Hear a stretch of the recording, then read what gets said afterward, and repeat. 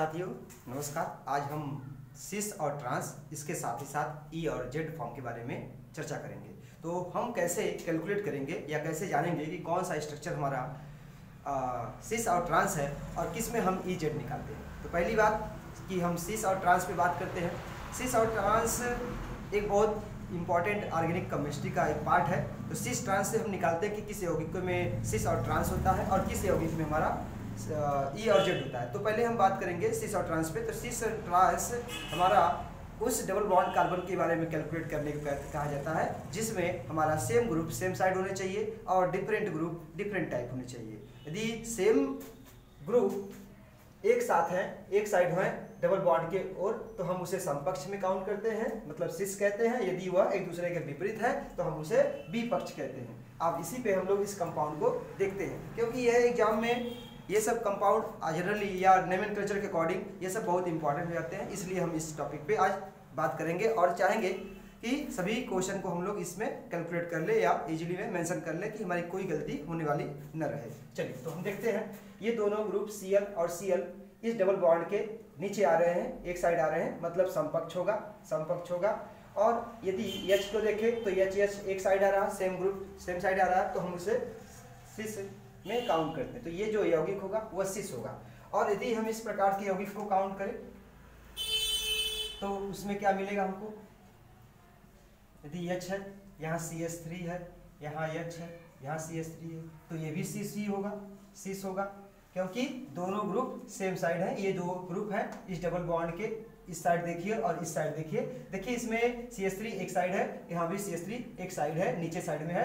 यदि ऊपर होता तो हम लोग उसे भी सिस कहते हैं। यदि दोनों ऊपर होते तो भी सिस होता, दोनों एक साइड नीचे है तो भी हमारा सिस है। यदि हम इसको इसी प्रकार से अलग तरह से ड्रा कर ले, जैसे इस प्रकार से यहाँ पे हम लोग H कह ले, यहाँ CH3 कह ले, यहाँ CH3 कह ले और यहाँ H कह ले, तो ये हमारा यौगिक हो जाएगा ट्रांस। ठीक, ये हमारा ट्रांसफॉर्म हो जाएगा। यदि इसी प्रकार से यदि हम बात करें कि यह कैसा यौगिक होगा हमारा, यहाँ पीएच अर्थात बेंजीन होता है। बेंजीन को हम लोग फेनिल ग्रुप को बेंजीन ग्रुप को फेनिल कहते हैं और फेनिल ग्रुप को हम लोग पीएच से इंडिकेट कर रहे हैं। यदि हमारा कुछ इस प्रकार से दिखा हो, ठीक, तो हम लोग बात करेंगे यहाँ पर कि ये हमारा ये CH3 देखेंगे कि जो इसमें दोनों में कॉमन मिल रहा है। यदि जो कॉमन मिल रहा है तो एक दूसरे के विपरीत दिशा में है, तो हम यहाँ कहेंगे ये हमारा ट्रांस है।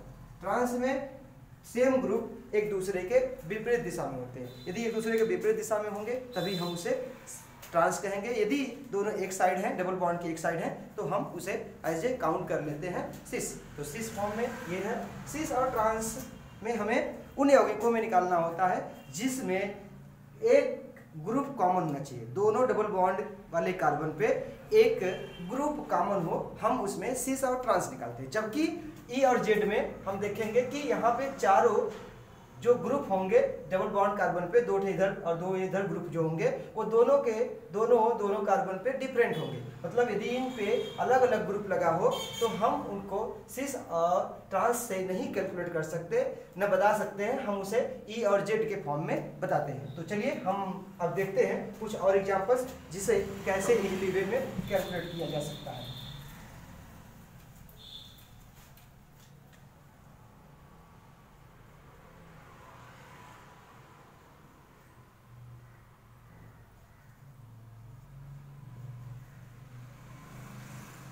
यदि इस प्रकार का दिया हो तो भी तो हमारा क्या है, ट्रांस है।